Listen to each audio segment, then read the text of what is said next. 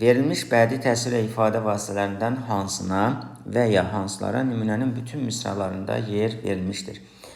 Qala idim, möhrə söküldüm. Deməli, qala idim, qala kimi idim. Burada təşbih işlənmişdir. Xəzəl olub yollarına töküldüm. Xəzəl kimi oldum. Deməli, təşbih işlənmişdir. Bir vulkandım, yer təkinə çəkildim. Vulkana bənzətdi. Təşbih var. Qoru sönmüş, kül olmuşam indisə. Qoru sönmüş külə bənzətdi. Burada da təşbih işlənmişdir. Deməli, bütün misralarda təşbih var. Baxaq A bəndinə. Yalnız inversiya. Deməli, qala idim, möhrə söküldüm. Nə etdim? Söküldüm. Aydın məsələ ki, burada inversiya yoxdur. B bəndində metafor və mübaliğə. Qala idim, möhrə söküldüm. Xəzəl olub yollarına töküldüm. Məsələn, xəzəl olub yollarına töküldüm. Burada hansı mübaliğədən və ya metafordan söhbət gedə bilər? C bəndində yenə inversiya var. D bəndində yenə metafor var. Deməli, bəndin bütün misralarında işlənən bədii təsvir vasitəsi nədir? Təşbihdir. Bu da sualımızın E bəndində verilmişdir. Səhv fikirləri seçin. 1. Müxəmməsin orta bəndlərinin qafiyə quruluşu rübai ilə eynilik təşkil edir. Fikir ümumiyyətcə yanlışdır. Nəyə görə yanlışdır? Müxəmməsin bilirik ki, hər bəndi 5 misradan ibarət olur. Rübai isə 4 misradan ibarət olan bir dörtlükdür. Ona görə birinci fikir konkret səhvdir. 2. Dram janrında olan əsərlərdə gülüşə səbəb olan məqamlara rast gəlmək mümkündür. Fikir doğrudur. Bildiyimiz kimi, gülüş əsasən komediya janrı üçün xarakterik olan xüsusiyyətdir. Ancaq biz dram janrında həm gülüşə, həm də faciəvi məqamlara rast gələ bilərik. 3. Şəkli xüsusiyyətlərinə görə qitəni qəzəldən fərqləndirmək mümkündür. Deməli, şəkli xüsusiyyətlərinə görə qitəni qəzəldən fərqləndirmək mümkündür. Fərqləndirmək mümkündür. Baxmayaraq ki, hər ikisi deməli beytlərdən ibarətdir. Ancaq qafiyə quruluşuna nəzər saldığımız zaman deməli qitənin qafiyə quruluşu A, B, C, B şəklində olur. Qəzəlin qafiyə quruluşu isə A, B, A şəklində olur. Yəni bunlar beytlər şəklində olsalar belə qafiyə quruluşlarına əsasən biz bunları fərqləndirə bilərik. 4. Nəsr hissəsi çox olan poemalar epik lirik poemalar adlandırılır. Fikir ümumiyyətcə yanlışdır. Çünki poemalar nəzm şəklində olur. Yəni nəsr hissəsi çox olan poema demək təbii ki, uğurlu ifadə deyildir. 5. Remarkanın nəzmlə yazıldığı əsərlərdə dialoqlarda nəzmlə yazılır. Deməli, remarkanın nəzmlə yazıldığı əsərlər. Burada elə yanlışlıq var. Çünki remarka heç vaxt nəzmlə yazıla bilməz. Yəni, dialoqlar nəzmlə ola bilər. Hər hansı bir dramatik əsərdə monoloqlar ola bilər. Amma remarka əsərin nəzmlə və ya nəsrlə yazılmandan asılı olmayaraq yalnız nəsrlə verilə bilər. Ona görə 5-ci fikirdə yanlışdır. Deməli, sualımızın düzgün cavabı 1, 4, 5. Yəni, D bəndi olacaq. Müxtəlif məzmunlu şeirlər haqqında ümumi məlumat verilmişdir. Hansı şeirlərdə tərənnümün olmadığını demək mümkündür? 1.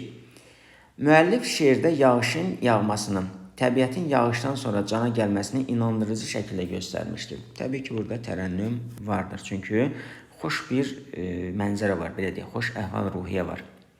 2. Şeirdə Cıdır düzünün, Daşaltı çayının müəllifdə səbəb olduğu heyranlığa yer verilmişdir. Aydın məsələdir ki, burada heyranlıq sözü, eyni zamanda Cıdır düzü, Daşaltı çayı, bu da təbii ki, xoş təəssürat deməkdir. Ümumiyyətcə bildiyimiz kimi tərənnüm müsbət əhval-ruhiyyə deməkdir. 3.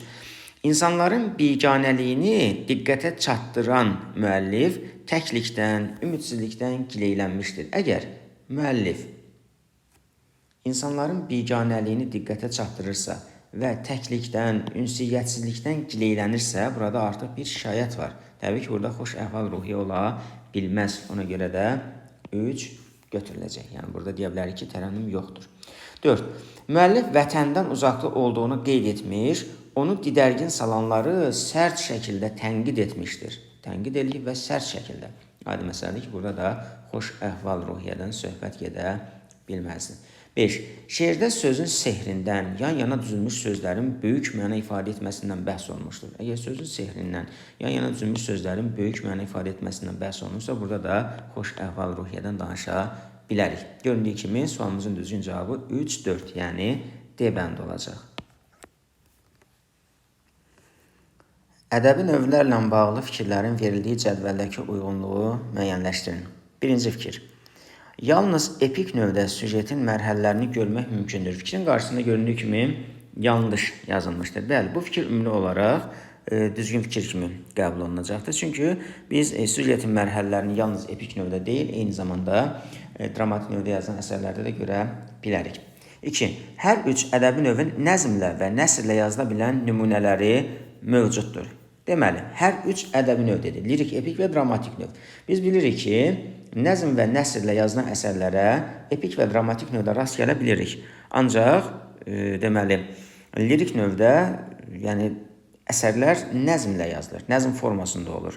Yəni biz burada nəsrlə yazılan hər hansı bir janrın, deməli, adını vurğulaya bilmərik. Ona görə ikinci fikir yanlış olacaq. Göründüyü kimi bunun qarşısında doğru yazılmışdır. Fikir ümumi olaraq yanlışdır. 3.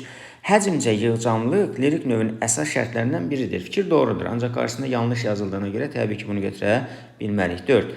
Epik növdə olan əsərlərdə həyatı əks etdirmə üsulu kimi təhkiyədən istifadə olunur. Bəli, fikir doğrudur, qarşısında doğru yazıldığına görə deməli 4-də götürürük. 5. Təbiət təsvirlərinə geniş yer vermək hər üç ədəbi növü birləşdirən cəhətdir. Fikir yanlışdır. Qarşısında da yanlış deməli yazıldığına görə 5-ci fikirdə ümumi olaraq doğru olmuş olacaq. Deməli, sualımızın düzgün cavabı 1, 4, 5, yəni B bəndi olacaq.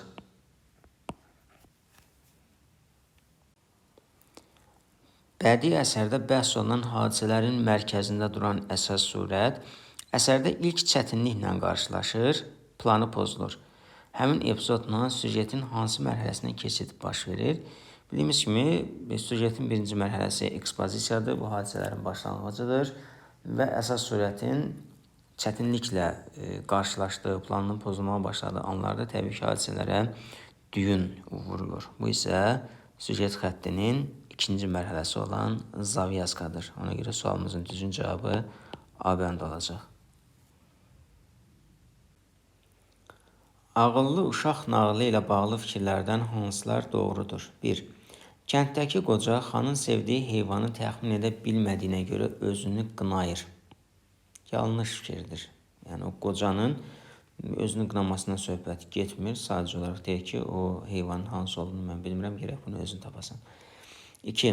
Xanın hər üç sualını cavablamaq üçün şəhərə getmək lazım olur. Bildiyimiz kimi sualların bəzilərini deməli, Əhməd qocadan öyrənir. Qocadakı şəhərdə yaşamırdı. Ona görə 2-də yanlışdır. 3. Xanın öz səhvini etiraf etməsi yaxşıların mənfilər üzərində qələbəsini göstərir. Xanın öz səhvini etiraf etməsindən söhbət getmir nağılda. 4. Nağıldakı çoban surəti hadisələrin inkişafında ciddi rol oynayan surətlərdən deyil, bəli, episodik surətdir. Yəni, sadəcə olaraq Əhməd gedib ondan xanın ən çox sevdiyi heyvanın deməli, nə olduğunu öyrənməsi məsələsi var. Digər çoban isə Əhmədə sadəcə olaraq bir qoyunun və qoçun dərisini verir. Yəni, təbii ki, bunlara biz əsas sürət deyə bilmərik. Bunlar episodik sürətlərdir. Deməli, 4 doğrudur. 5. Kənddəki qocaları uzaqlaşdırmaq fikri xanın baş məsləhətçisinin ağlına gəlir. Bəli, onlar kəndi tutmaq üçün yollar axtarırdılar. Bu vaxt isə baş məsləhətçi deyir ki, ən birinci biz oradakı deməli, qocaları oradan uzaqlaşdırmalıyıq. Deməli, sualımızın düzgün cavabı 4, 5, yəni E bəndi olacaq. Doğru fikri müəyyən edin. Əruz vəznindən fərqli olaraq heca vəznində nöqtələr cümləsində nöqtələrin yerinə deməli, hansı fikir yazılsa fikir doğru olar ümumilikdə. Bu cür belə deyə izah edək. Deməli, deyirəm ki, əruz vəznindən fərqli olaraq heca vəznində sözün bütövlüyü qorunur yazılsa fikir səhv olar. Səhv olmaz, əksinə fikir düz olar. Çünki əruz vəznindən fərqli olaraq heca vəznində sözün bütövlüyü qorunurdu. Ona görə A bəndi düzgün cavab ola bilməz. B bəndi. Əruz vəznindən fərqli olaraq heca vəznində uzun və qısa hecaların bir-birini izləməsi müşahidə olunur yazılsa fikir doğru olar. Əksinə fikir səhv olar. Çünki uzun və qısa hecaların bir-birini izləməsi prinsipi əruz vəzninə aiddir. C bəndi. Deyirəm ki, əruz vəznindən fərqli olaraq heca vəznində ölçüyə əməl olunur, misraların həcmi bərabər tutulur yazılsa fikir səhv olar. Bəli, bu fikir ümumilikdə doğrudur. Çünki yəni ölçüyə əməl olunmaq, yəni həm əruz, həm də heca vəzni üçün verilmiş bir tələbdir. Yəni nəzmin əlamətlərindən birisi də ölçü vəznin tələbi məsələsi var. Yəni biz bunu ancaq heca vəzinə aid edə bilmərik. Yəni biz əgər bu fikri deməli nöqtələrin yerinə yazsaq, belə bir məntiq meydana çıxır ki, yəni belə bir fikir meydana çıxır ki, ərz vəznində deməli ölçüyə əməl olunmur. Aydın məsələdir ki, ölçüyə əməl olunmursa biz buna ərz vəzni deyə bilmərik. Ona görə də bu fikir təbii ki, səhv olar. Ümumilikdə sualımızın düzgün cavabı olmuş olacaq. Deməli, əruz vəznindən fərqli olaraq heca vəznində sərbəst şeirin təsiri müşahidə olunur deyə yazılsa fikir doğru olar. Əksinə, səhv olar. Çünki heca vəznində sərbəst şeirin deyil, sərbəst şeirdə heca vəzninin təsiri hiss olunur. Ona görə D bəndi də deməli doğru cavab ola bilməz. E bəndi ahəngdarlıq deyil, müşahidə olunur yazılsa fikir doğru olar. Ümumiyyətcə ahəngdarlıq hər iki vəznə aid olan xüsusiyyətdir. Ona görə bunu da yaza bilmərik. Göründüyü kimi sualımızın düzgün cavabı C bəndi olacaq. Şifahi xalq ədəbiyyatına aid edilmiş fikirlərdən hansılar səhvdir? 1. Yazılı ədəbiyyatdan fərqli olaraq şifahi xalq ədəbiyyatında dramatik növ digər iki növdən gec yaranmışdır. Yəni deyir ki, yazılı ədəbiyyatdan fərqli olaraq deməli şifahi xalq ədəbiyyatında dramatik növ lirik və epik növdən gec yaranmışdır. Yazılı ədəbiyyatdan fərqli olaraq, yəni sanki belə bir məntiq çıxır ki, yazılı ədəbiyyatda dramatik növ qədimdir.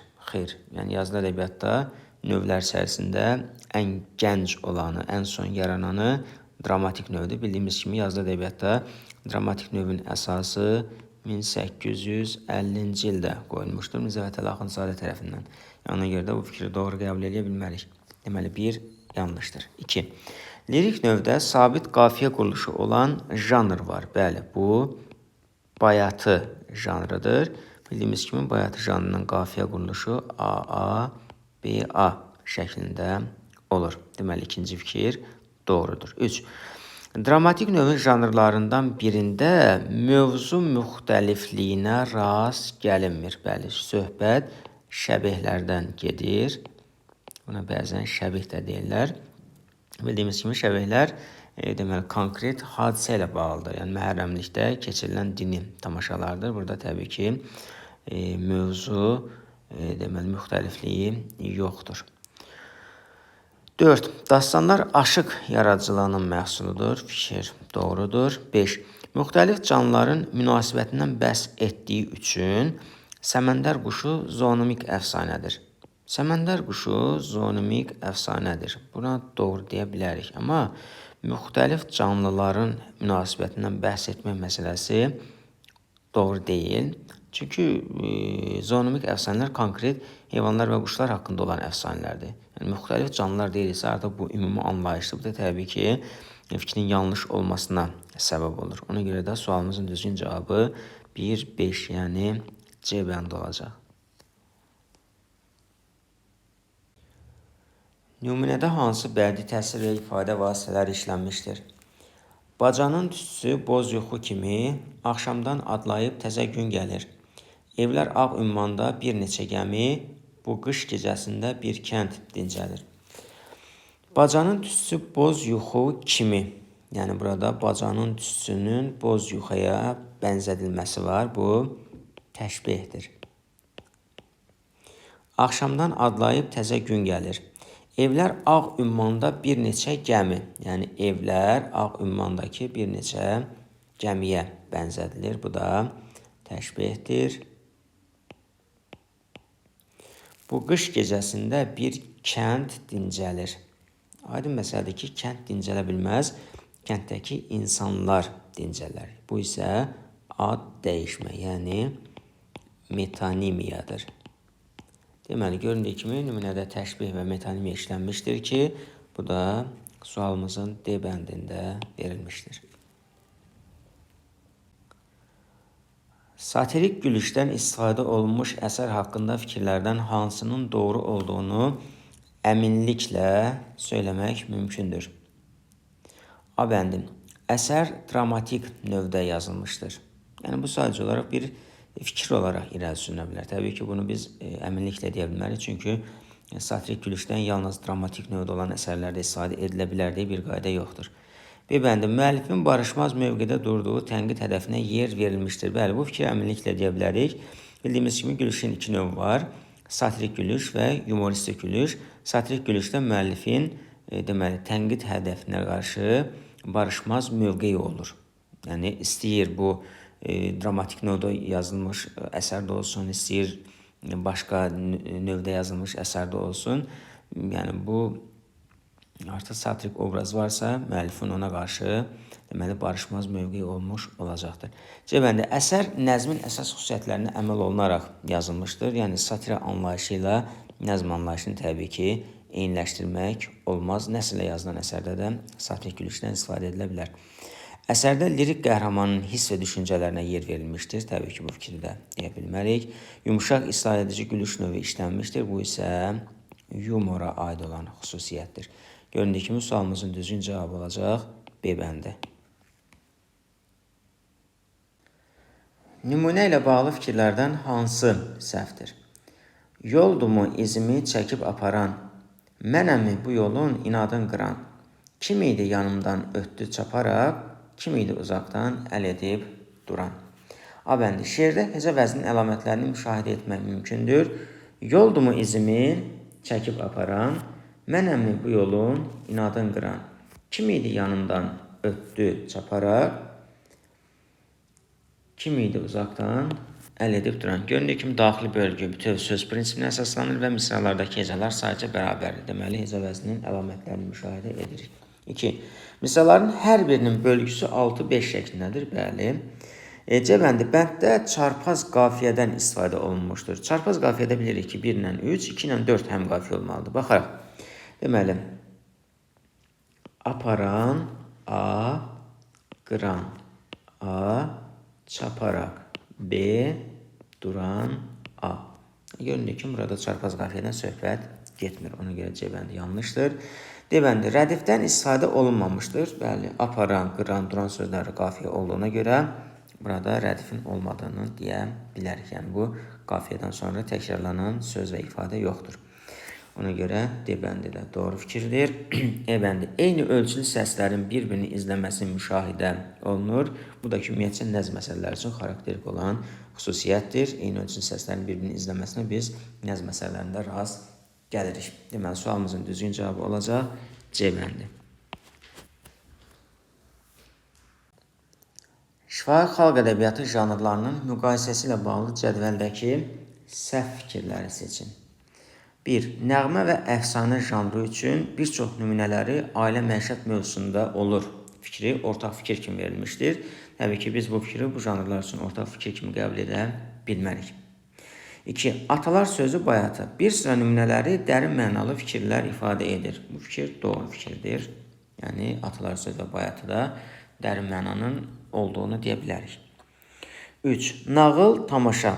Həcmcə kiçik janrlar hesab olunur. Fikir yanlışdır. Şifahi xalq ədəbiyyatını digər janrlarla müqayisə etsək, nağıl və tamaşa janrlarının həcmcə o qədər də kiçik olduğunu deyə bilmərik. 4. Oyun və yanıltmac. Uşaqların hərəkətə olan ehtiyacının nəticəsində yaranır. Təbii ki, bu fikri yanıltmaca aid edə bilmərik. Fikir yanlışdır. Ümumiyyətcə fikir, deməli, yəni dramatik növə aid olan fikirdir.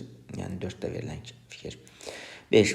Lətifə və rəvayət. Bütün nümunələrin nəsr olur. Bu fikir də doğrudur. Deməli, bizdən səhvlər soruşulduğuna görə 1, 3 və 4-ü götürürük ki, bu da B bəndində verilmişdir. Nümunədə hansı bədii təsvir və ifadə vasitələri işlənmişdir? Bu zərif sevdaya gücün çatarmı? Oyaqdır içimdə qorxular oyaq. Digər ki, baxışın üfüq boyunca çərpələng uçuran uşaqdır, uşaq.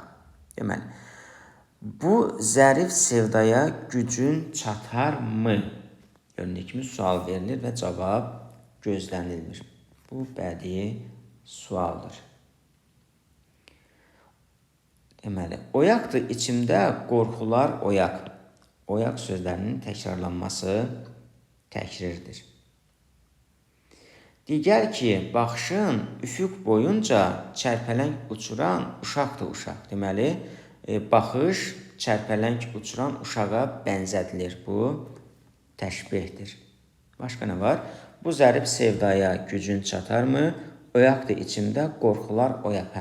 Qorxuların oyaq olması. Aydın məsələdir ki, insan oyaq ola bilər.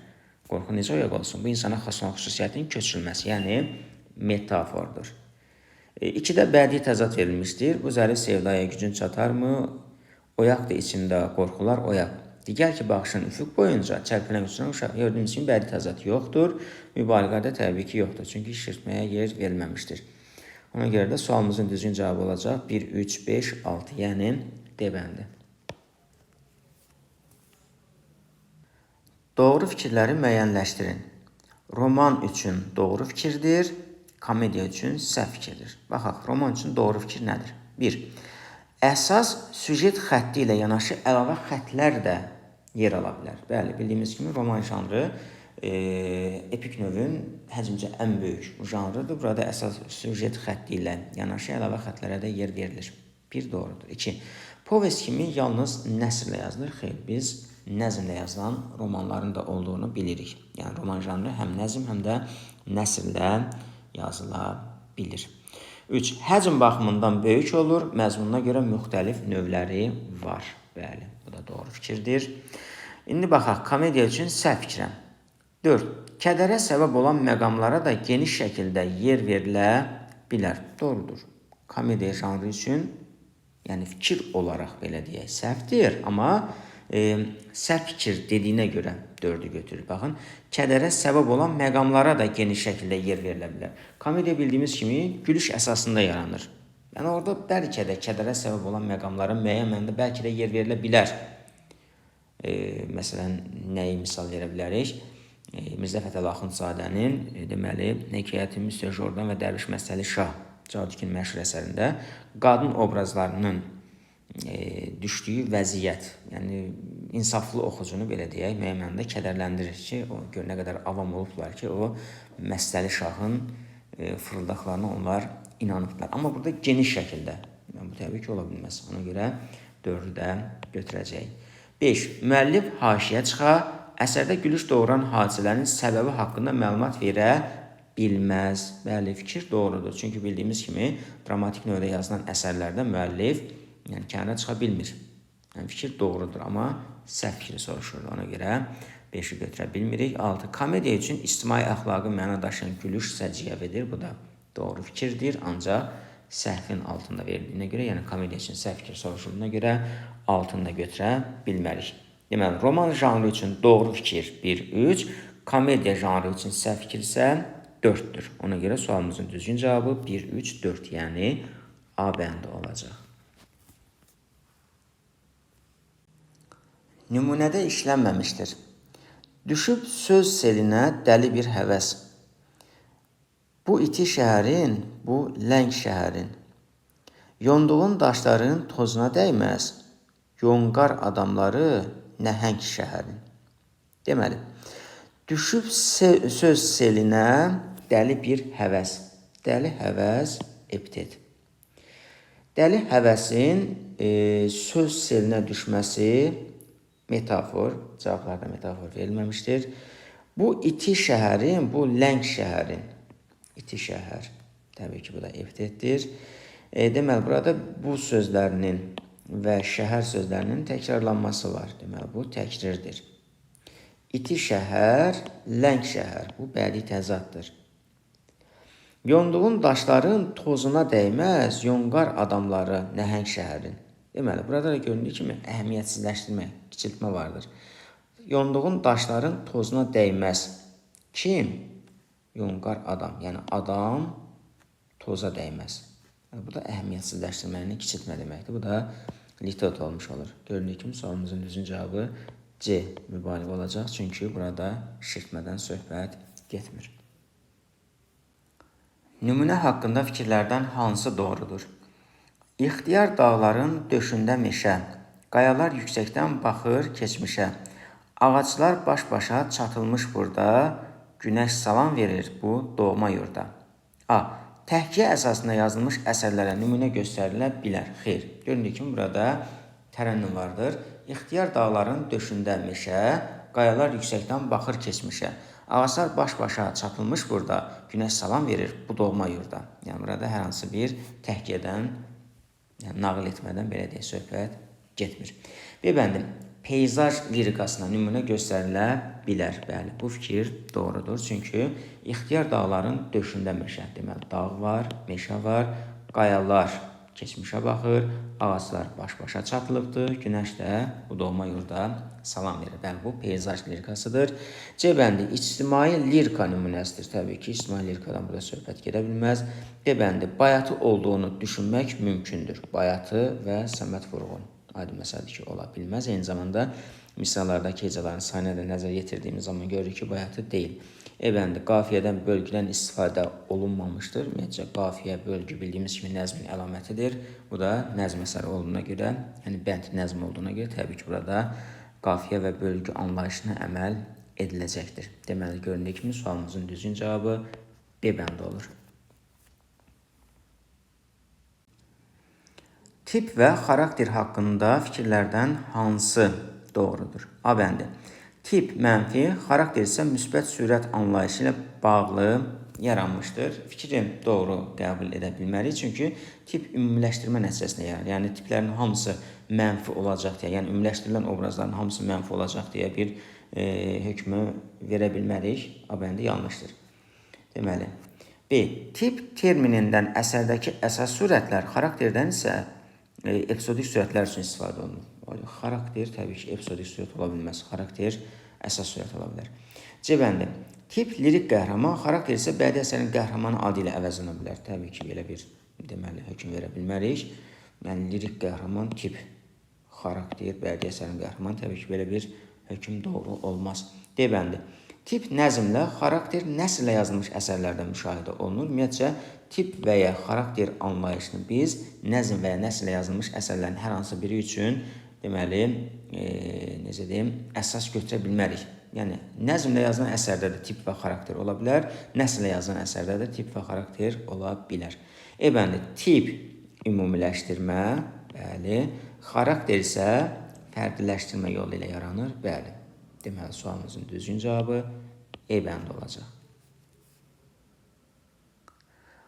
Hansı nümunələrdə mübaliğə işlənmişdir? 1. Bir ovuc torpağa dönüb yerində üstünə düşəni göyərdir ürək. Gördüyük kimi burada hər hansı bir şirtmədən söhbət getmir. 2. Ah çəksəm, ahıma dinər ulduzlar. Göylərdən yerlərə enər ulduzlar. Adi məsələdir ki, burada şirtmədən söhbət gedir. Deməli, 2 nümunədir. Yəni, ah çəkdiyin zaman, yəni, ulduzların bu aha dinməsi, sonra ulduzların göydən yerə enməsi təbii ki, bu şirtmədir. 3. Torpağın alnında puçur-puçur tər, dumana bürünüb yatıbdır çöllər. Burada metafor işlənmişdir. Hər hansı bir şirtmə yoxdur. Ağladın, sızladın bir əsr tamam, gözünün yaşından göl də yarandı. Yəni, bir əsr ağlamaq və gözünün yaşından gölün yaranması. Təbii ki, bu şirtmədir, mübaliğədir. Heydər baba, bir ah çəkdim, bir ah çəkim, ərisən. Nə çəkirsən, əsrlərdən bərisən. Deməli, bir ah çəkəcəksən, Heydər baba dağı əriyəcəkdir. Təbii ki, şirtmədir. Deməli, sualımızın düzgün cavabı 2, 4, 5, yəni A bəndi olacaq. Hansı fikirlər tapmacalara aid edilə bilər? 1. Aid olduğu ədəbi növə görə lətifələrdən fərqlənir. Yanlış fikirdir. Çünki hər ikisi epik növün janrıdır. 2. Nəzmlə və ya nəsrlə nümunələri olan janrlardandır. Bəli, tapmacalar nəzmlə və nəsrlə yazıla, daha doğrusu nəzm və nəsr formasında ola bilir. 3.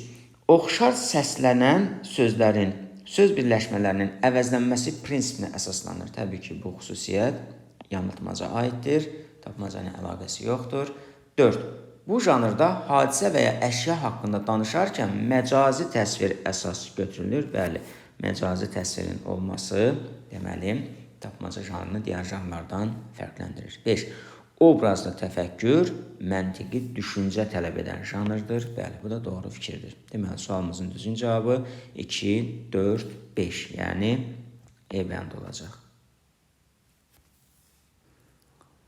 Qəsidə janrı ilə bağlı doğru fikri müəyyənləşdirin. A bəndi. Şifahi xalq ədəbiyyatına ciddi təsiri olan janrdır. Yanlış fikirdir. B bəndi. Müəllifin adına yer verilməsi onu qitədən fərqləndirir. Bəli, doğru fikirdir. C bəndi. Bütün nümunələri zamanədən şikayət motivli olur. Yanlışdır, çünki qəsidənin növləri var. Nət, məthiyə, fəxriyə. Bunlar təbii ki, deməli, C bəndində verilən fikri təksib edir. D bəndi. Təhkiyə əsasında yazılan janrlardandır. Lirik növü janrıdır. Təbii ki, təhkiyə ola bilməz. E bəndi. Son beytinin qafiyə quruluşu digər beytlərdən fərqlənir. Əksinə, son beytin yox, birinci beytin qafiyə quruluşu digərlərindən fərqlənir. Deməli, birinci beyt A şəklində qafiyələnir, digər beytlər isə B, A, C, A formasında davam edir. Deməli, birinci beyt fərqlənir. Ona görə E bəndi də yanlışdır. Göründüyü kimi sualımızın düzgün cavabı B bəndi olacaq. Nağılın növlərinə aid xüsusiyyətlər verilmişdir. Ardıcılığı müəyyən edin. 1. Qeyri-adi qüvvələrə yer verilmişdir. Söhbət sehirli nağıllardan gedir. Haqsızlıq və ədalətsizliyə qarşı mübarizəyə geniş yer verilmişdir. Heyvanlar haqqında nağıllara aid olan xüsusiyyətdir. Heyvanlar haqqında olandır. Sadəliyi, xeyirxahlığı, təvazökarlığı ilə seçilən qəhrəmanlara rast gəlinir. O xüsusiyyət isə məişət nağıllarına aid olan xüsusiyyətdir. Deməli, sehirli heyvanlar və məişət nağılların xüsusiyyətləri ardıcıllıqla verilmişdir. Bu da bizim testimizin C bəndində öz əksini tapmışdır. Nümunənin daxili bölgüsü ilə bağlı fikirlərdən hansı doğrudur? Yerlərin, göylərin daldım seyrinə, fikirlər, duyğular məni atmadı. Könüldən keçənin %1-nə, ömür bəlkə çatdı, bəlkə çatmadı. Deməli, yerlərin, göylərin daldım seyrinə, fikirlər, duyğular məni atmadı. Könüldən keçənin %1-nə, ömür bəlkə çatdı, bəlkə çatmadı. Baxaq, yerlərin, göylərin 6, daldım seyrinə 5. Fikirlər, duyğular 6, məni atmadı 5. Könüldən keçənin 6, %1-nə 5. Ömür bəlkə çatdı 6, bəlkə çatmadı 5. Göründüyü kimi bütün misraların daxili bölgüsü 6, 5 şəklindədir. Ona görə də sualımızın düzgün cavabı A bəndi olacaq. Bütün misraların daxili bölgüsü eynidir. Nümunə ilə bağlı fikirlərdən hansılar doğrudur? Xəyallar gözümü yorur eləcə. Yuxuma daş atıb qaçır xəyallar. Gecə öz taxtında dincələ bilmir. Qapısını bağlayır, açır xəyallar. 1. Nümunənin bütün misralarında metafor işlənmişdir. Baxaq. Xəyallar gözümü yorur eləcə. Xəyalların gözü yorması. Burada metafor işlənmişdir. Yuxuma daş atıb qaçır xəyallar. Xəyalların daş atması və qaçması metafordur. Gecə öz taxtında dincələ bilmir. Gecənin öz taxtında dincələ bilməsi və ya bilməməsi metafordur. Qapısını bağlayır, açır xəyallar. Xəyalların qapını bağlayıb açması da təbii ki, köçürmə, yəni metafordur. Göründüyü kimi birinci fikir doğrudur. 2. İkinci və dördüncü misralarda işlənən xəyallar sözünü rədif kimi düşünmək mümkündür. Bəli, doğru fikirdir. Çünki buradakı qaçır və açır sözləri qafiyədir. Bildiyimiz kimi rədif qafiyədən sonra təkrarlanan söz və ya ifadələrdir. Deməli, ikinci fikir doğrudur. 3. Bütün misralarda inversiyadan istifadə olunmuşdur. Baxaq, xəyallar gözümü yorur eləcə. Nə edir? Yorur. Yuxuma daş atıb qaçır xəyallar. Nə edir? Qaçır. Gecə öz taxtında dincələ bilmir. Nə edir? Dincələ bilmir. Qapısını bağlayır, açır xəyallar. Bağlayır, açır, nə xəyallar? Göründüyü kimi, birinci, ikinci, dördüncü misrada inversiyadan istifadə edilmişdir. Ancaq üçüncü misrada inversiya yoxdur. Bütün misralar dediyinə görə təbii ki, üçüncü fikir doğru deyil. 4. Misraların hər birinin daxili bölgüsü 6, 5 şəklindədir. Baxaq, xəyallar gözümü yorur eləcə.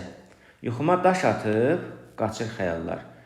Gecə öz taxtında dincələ bilmir, qapısını bağlayır, açır xəyallar. Göründüyü kimi daxili bölgü bütün misralarda 6-5 şəklindədir. Bu fikirlə doğrudur. 5. Gecə və xəyal sözlərinin işlənməsi bədii təzad yaranmışdır. Yanlışdır. Düzdür, nümunədə bədii təzad var, ancaq gecə və xəyal sözlərinə görə deyil. 4-cü misrada qapısını bağlayır, açır xəyallar. Burada bağlayır və açır sözləri bədii təzad yaratmışdır. Ancaq gecə və xəyal sözləri təbii ki, bədii təzad yaratmamışdır. Ona görə də 5-ci fikir doğru deyil. Deməli, sualımızın düzgün cavabı 1, 2 və 4 şəklində olacaq. Alt-alta gələn və qafiyələnən iki misraya rast gəlmək mümkündür. 1. Qitənin ilk beytində. Deməli, bildiyimiz kimi qitənin ilk beytinin qafiyə quruluşu A, B şəklində olur. Qəzəlin ilk beyti A, A şəklində olur. Rübainin ilk iki misrası, rübainin qafiyə quruluşu A, A, B, A şəklində olur. Rübainin son iki misrası qeyd etdiyimiz kimi, deməli A, A, B, A. Deməli, burada ilk misra, bunda isə son iki misra. Müxəmməsin ilk bəndinin 3 və 4-cü misraları. Bildiyimiz kimi, müxəmməsin ilk bəndində bütün misralar həm qafiyə olur, yəni 5A. İndi bizə dedi ki, alt-alta gələn və qafiyələnən iki misraya rast gəlmək mümkündür. Deməli, qitəni götürə bilmərik. Qəzəlin ilk beytini götürə bilərik. Göründüyü kimi A qafiyə quruluşu vardır. Rübainin ilk iki misrasını götürə bilərik. Deməli, 3-də olacaq. Rübainin son iki misrası götürülə bilməz, çünki qafiyələnmədi. Müxəmməsin ilk bəndinin 3 və 4-cü misrası, deməli A. Deməli, 5-i də götürəcək. Deməli, sualımızın düzgün cavabı 2, 3, 5. Çahargah əfsanəsindən seçilmiş hadisələrin məzmun üzrə ardıcıllığını müəyyənləşdirin. Deməli, bizə verilən hadisələr 1. Xalq alimin evə getməyinə mane olur. 2. Alimə 3 gün möhlət verilir. 3. Vəzirə 40 gün möhlət verilir. 4. Alim zınqırovların yerini dəyişmək istəyinin səbəbini izah edir. Deməli, bu hadisələr içərisində ən birinci olacaq 2. Alimə 3 gün möhlət verilir. Sonra olacaq 3. Vəzirə 40 gün möhlət verilir.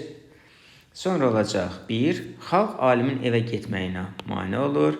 Ən sonda isə 4. Alim zınqırovların yerini dəyişmək istəyinin səbəbini izah edir. Deməli, sualımızın düzgün cavabı 2, 3, 1, 4 şəklində olacaq. Nümunədə işlənmiş bədii ifadə vasitələrini müəyyənləşdirin. Təbriz yolu həsrətindən bil yanar. Ayaq bassan ayaq yanar, yol yanar. El demişkən kür quruyar, sal yanar. Qurumaz mı gözlərində yaş sənin? Təbriz yolu həsrətindən bil yanar, ayaq bassan ayaq yanar, yol yanar. Yanmaq sözlərinin bu cür təkrarlanması təkrir. Ayaq bassan ayaq yanar, yol yanar. El demişkən kür quruyar, sal yanar. Təbii ki, burada mübaliğədən istifadə edilmişdir. Yəni, kür təbii ki, quruya bilməz. Qurumaz mı gözlərində yaş sənin? Göründüyü kimi xəbər öz yerini dəyişmişdir. Bu inversiyadır və 4-cü misrada fikir sual şəklində qurulur və cavabı gözlənilmir. Bu da bədii sualdır. Deməli, sualımızın düzgün cavabı 1, 2, 3 və 6 olacaq. Dərzi şagirdi Əhməd nağılında iştirak edən surətlərlə bağlı uyğunluğu müəyyənləşdirin. Bizə Şah Abbas obrazı verilib, Vəzir Allahverdi xan obrazı verilib və Pəri Sultan obrazı verilib. Onlarla bağlı uyğunluğu müəyyən etməliyik. Əhmədin ona olan qəzəbi sona kimi dəyişməz olaraq qalır. Ümumiyyətcə, Əhmədin hər hansı bir obraza qarşı olan qəzəbinin sona kimi dəyişməz olaraq qalmasından söhbət getmir. Müəyyən məndə Şah Abbasla əlaqələndirə bilərdi, ancaq əsərin sonunda Əhməd Şah Abbasa Atay Mehribanım deyə müraciət edir. Deməli, A bəndini heç birinə yazmayacaq. B. Əhmədin zindana salınmasının səbəbini onun özündən öyrənir. Söhbət Pəri Sultandan gedir. C. Onun təklifi Əhmədin öldürülməsinin qarşısını alır. Əhməd zindana atılır. Söhbət Vəzir Allahverdi xandan gedir. Şah Abbas Əhmədi öldürmək istəyirdi. Vəzir Allahverdi xan ona mane oldu. Onun əmri ilə Frank padşahının sualına cavab tapmaq üçün Əhmədi zindandan gətirirlər. Şah Abbasdan söhbət gedir. Əhmədin gördüyü yuxuda onunla bağlı heç bir məqam olmur.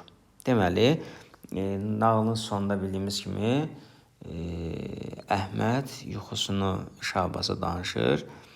Orada deməli Pəri Sultan və Şah Abbasın adları çəkilir, ancaq Vəzir Allahverdi xanın adı çəkilmir. Deməli, sualımızın düzgün cavabı 1 D, 2 C, E, 3 B şəklində olacaq.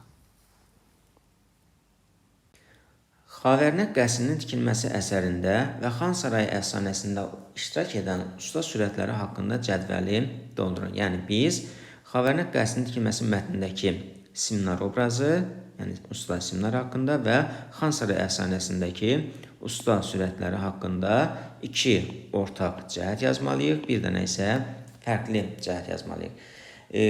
Simnar və usta üçün, Xan Sarayındakı usta üçün hansı cəhətləri ortaq cəhət kimi qeyd edə bilərik? Deməli, məharətini göstərə bilir. Yəni, hər ikisi məharətini göstərir. Hər ikisi hökmdarın istəyini yerinə yetirir. Hər ikisi sonunda öldürülür. Hər ikisinə əməyi qarşılığında mükafat verilir. Sonra hər ikisinin tikdiyi saray bəyənilir. Yəni, bu və bunlara oxşar hər hansı 2 cəhəti biz ortaq cəhət kimi qeyd edə bilərik. Fərqli cəhət kimi nəyə qeyd edə bilərik? Simnar pula görə öldürülür. Xan Sarayındakı usta əməyinin qiymətləndirilmədiyini dediyinə görə öldürülür. Bildiyimiz kimi Xan Sarayında deməli usta daha gözəl sarayı o vaxt tikə biləcəyini deyir ki, əməyi qiymətləndirilsin. Xana görə təbii ki, bu daş-qaş qızıl idi, ancaq ustaya görə əməyin qiymətləndirilməsi daş-qaş qızıl ola bilməzdi. Sonra ortaq fərqli cəhət kimi nəyə qeyd edə bilərik? Simnar çox pulla görə daha gözəl saray tikə biləcəyini deyir. Xan Sarayındakı usta isə əməyinin qiymətləndirilməsinə görə daha gözəl saray tikə biləcəyini demişdi. Sonra Simnar ondan soruşulmadan daha gözəl saray tikə biləcəyini deyir. Yəni, belə deyək də, Xan Sarayında xan ustadan soruşur ki, bundan daha gözəl saray tikə bilərsənmi? O vaxtı xan deyir ki, bəli, əməyimi qiymətləndirsən, daha gözəlini tikə bilərəm. Amma Xavərinə qəsrinin tikilməsi mətnində isə deməli, Neman, yəni xan, hökmdar deyək, Simnardan soruşulmadan daha gözəl saray tikə biləcəyini demişdi. Yəni, bu da təbii ki, fərqli xüsusiyyət kimi qeyd edilməyə bilər. Yəni, bu və buna bənzər hər hansı bir xüsusiyyəti fərqli cəhət kimi burada qeyd edə bilərik. Xavərinə qəsrinin tikilməsi əsərinin və Ağıllı Uşaq nağılının müqayisəsi ilə bağlı cədvəldəki doğru fikirləri seçərək əsaslandırın. Cədvəlin sol üstündə hər iki əsər şifahi ədəbiyyat nümunəsi hesab oluna bilər fikir verilmişdir. Göründüyü kimi mətn Nizami Gəncəvinin 7 gözəl poemasından götürülübdür. Bu təbii ki, şifahi xalq ədəbiyyatı ola bilməz. Hər iki əsər yazılı ədəbiyyat nümunəsi təbii ki, ola bilməz. Ağıllı Uşaq nağılı dedi. Deməli, biri şifahi xalq ədəbiyyatı Ağıllı Uşaq əsəri, digəri isə yazılı ədəbiyyat nümunəsidir. Bəli, Xavərinə qəsrinin tikilməsi. Əsaslandırma olaraq deyə bilərik ki, deməli, Ağıllı Uşaq əsəri nağıl janrındadır. Nağıl isə şifahi xalq ədəbiyyatının janrıdır. Mətn isə Nizami Gəncəvinin 7 gözəl poemasından götürülmüşdür və bu əsərin də müəllifi olduğuna görə təbii ki, bu yazılı ədəbiyyat nümunəsidir. Cədvəlin sağ üstündən keçək. Hər ikisinin eyni ədəbi növə aid edilə bilməsi mümkündür. Bəli, bu fikri götürürük. Bildiyimiz kimi, nağıl epik növün janrıdır və mətndə 7 gözəl poeması əsasında hazırlanmışdır. Poema janrına doğrudur. Epik lirik növ və ya lirik epik növ deyilir. Eyni zamanda poemanın epik növə aid olan bir janr olduğunu da deyə bilərik. Fikrimiz də bu cür əsaslandırırıq ki, həm poema, həm də nağıl epik növün deməli janrı ola bilər. Çünki hər ikisində hər hansı bir hadisə danışılır.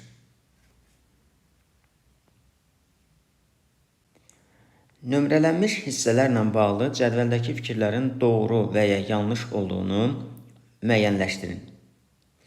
Deməli, birinci hissə ilə bağlı fikir verilib ki, həm bədii təsvir, həm də ifadə vasitəsi işlənmişdir. Baxaq, bayırı bəzəkli bir göy aləmi, içərisi rahat bir behişt kimi. Deməli, bir sözlərinin təkrarlanması var burada. Buna təkrir deyə bilərik. Bu bədii ifadə vasitəsidir. Bayırı bəzəkli bir göy aləmi, içərisi rahat bir behişt kimi. Burada da təşbih işlənmişdir. Yəni göründüyü kimi, deməli burada həm bədii təsir, həm də ifadə vasitəsi var. Həmçinin burada bayırı və içərisi sözləri var ki, bunlar da bayır və içəri əks mənalı sözlərdir.